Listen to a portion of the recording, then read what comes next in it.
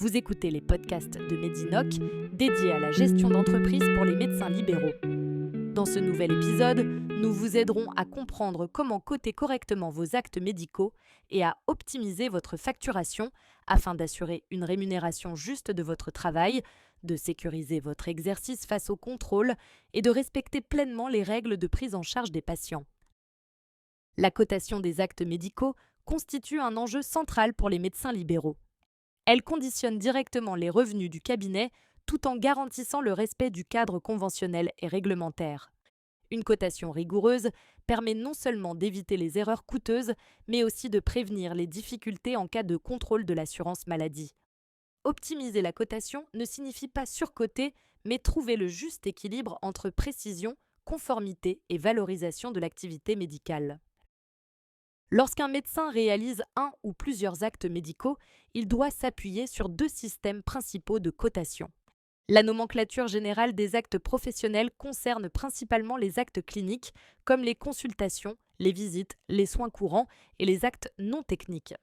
La classification commune des actes médicaux s'applique quant à elle aux actes techniques et chirurgicaux, comme les biopsies, les sutures, les électrocardiogrammes, les examens de dépistage ou de prévention. Maîtriser ces deux nomenclatures est indispensable pour facturer de manière conforme et optimiser ses revenus. Chaque acte est associé à un code précis et à des règles strictes de hiérarchisation, de cumul et de majoration. Pour la nomenclature générale des actes professionnels, les codes concernent des actes cliniques et peuvent être complétés par des majorations, notamment en cas d'urgence, de nuit, de dimanche ou de jour férié, ou encore de déplacement. Pour la classification commune des actes médicaux, chaque acte est identifié par un code alphanumérique de 7 caractères et obéit à des règles spécifiques de cumul, avec un premier acte généralement coté à taux plein et les suivants partiellement ou non rémunérés. La complétude de la feuille de soins est une étape essentielle. Sur une même feuille, il est possible d'inscrire un acte clinique et un acte technique sur des lignes différentes uniquement dans des cas précisément autorisés par la nomenclature. Par exemple, une consultation peut être associée à un électrocardiogramme, à un frottis ou à une biopsie cutanée superficielle. En dehors de ces exceptions, un acte technique ne peut pas être cumulé avec une consultation ou une visite. La cotation repose sur des règles de base incontournables. Chaque acte doit être inscrit sur une ligne distincte avec la date de réalisation. Le code de l'acte doit être correctement renseigné, tout comme le code activité, qui précise le rôle du médecin lors de l'acte. Lorsque l'acte comporte plusieurs phases de traitement, celles-ci doivent être identifiées. Des modificateurs peuvent être ajoutés pour tenir compte de conditions particulières de réalisation, comme l'urgence, l'horaire ou l'âge du patient, et entraînent une majoration du tarif. Les règles de cumul et d'association des actes sont complexes mais essentielles à maîtriser. Lorsqu'un médecin réalise plusieurs actes techniques au cours d'une même séance, il doit indiquer un code d'association qui précise le niveau de rémunération de chaque acte. En règle générale, l'acte le plus important est coté à 100%, le second à 50% et les suivants ne sont pas rémunérés. Certaines dérogations existent, notamment en chirurgie lorsque les actes portent sur des sites anatomiques différents ou en cas de lésions traumatiques multiples.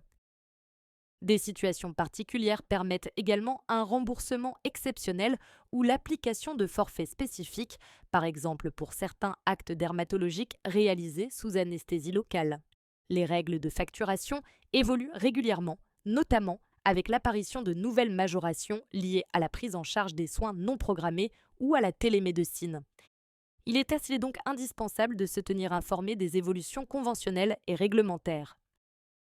L'optimisation de la cotation repose enfin sur des stratégies et des outils adaptés. Bien connaître les majorations et les modificateurs permet d'ajuster la cotation aux conditions réelles d'exercice. Vérifier systématiquement la compatibilité des actes cumulés évite les refus de paiement et les sanctions. L'utilisation de logiciels de facturation performants, régulièrement mis à jour, permet de réduire le risque d'erreur, d'automatiser les calculs et de suivre précisément l'activité facturée. La formation continue et la veille réglementaire sont des leviers essentiels.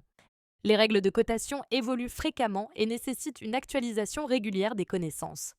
Se former, consulter les sources officielles et s'appuyer sur les ressources professionnelles permet de sécuriser durablement son exercice. Voici une synthèse des points principaux à retenir.